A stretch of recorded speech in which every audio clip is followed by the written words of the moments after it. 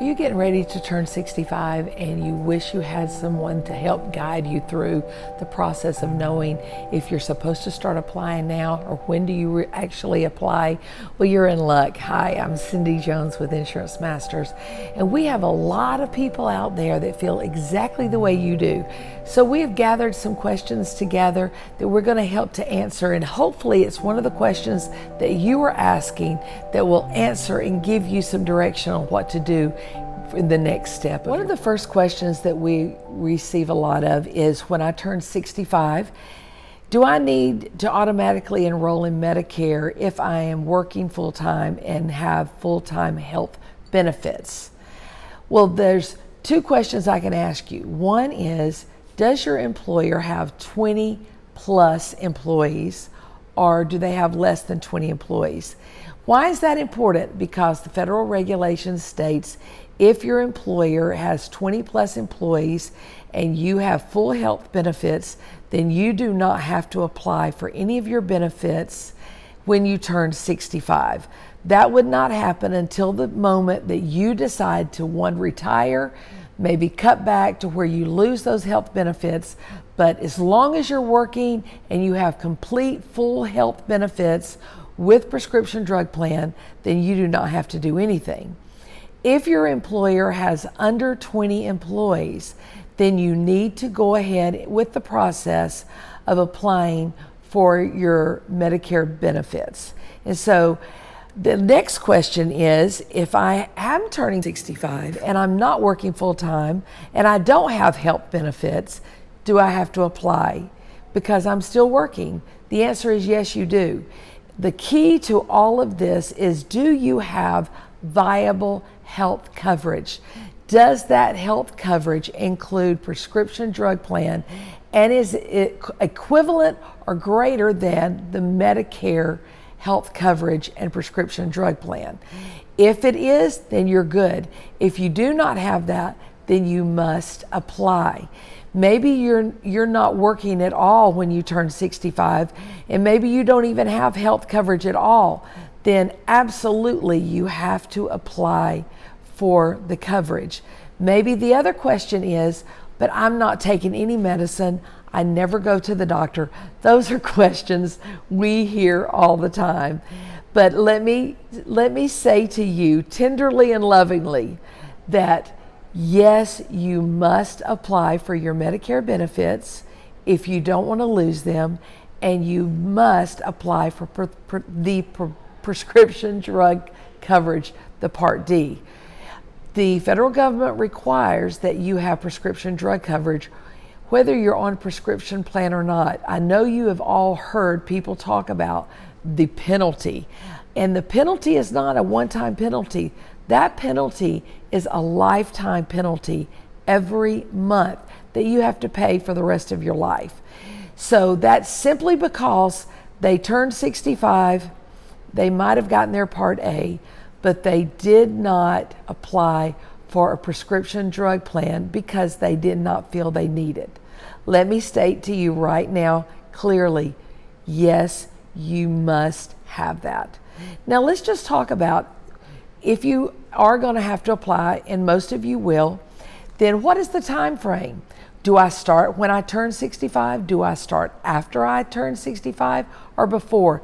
The answer is all of the above. The answer is you have a 7-month time frame. You have your birthday month, then you have 3 months before your birthday month, and you have 3 months after.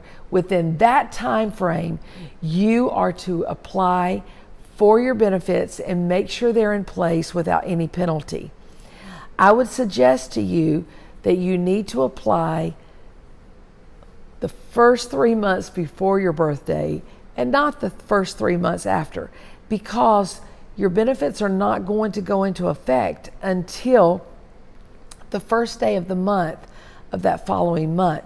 So on your birthday, if your birthday is June 12th, then you're going to start applying March, April, May. Those are your 3 months. You can start as early as March, and you have March, April, and May, and it will go into effect June 1st. It doesn't go into effect on your birthday. It goes into effect the first day of the month of your birthday month. Now, there's one little twist in that. There's always a twist. And if your birthday happens to be on the first day of the month, say it's on June 1st instead of June the 12th, then it's going to move everything back a month. That means your benefits will go into effect on May the 1st and not June the 1st. So I hope all of this is helping you. I hope it clarifies just a little bit. And we're going to be back with you for more information on this about what do I do with Medicare. I'm Cindy Jones with Insurance Masters. Hi everybody, this is Cindy with Insurance Masters here in Augusta, Georgia and North Augusta, South Carolina. We're based here in the Medicare Division Department and we're getting all geared up for open enrollment. I'm sure you hear it on the commercials all the time and you're sick of it. I don't want to make you sick, I just want to help you. So let me tell you first, those of you that are already on Medicare, maybe you have a Medicare Advantage plan or a supplemental plan, also known as Medigap, then I think this is going to be the year that you're going to need to relook at what you have. There's a lot of changes. There is a change that came out back in 2022 that's called the Inflation Reduction Act. And you say, how does that affect me? Well, it affects you heavily with your medication and your Part D. So if you have a separate Part D plan, we definitely are going to need to look at it because there's going to be changes for 2025. There are some great changes, but it might affect your premium. First of all, as you know, for this year, one of the biggest changes were for diabetics, that it was $35 cap for on most insulins. That was a huge help for all of you out there. I had no idea how many seniors until I started doing Medicare was actually diabetic. So that is a huge blessing for you. The one that's going to affect a part of that this next year for 2025 will be an annual cap on your medication of $2,000.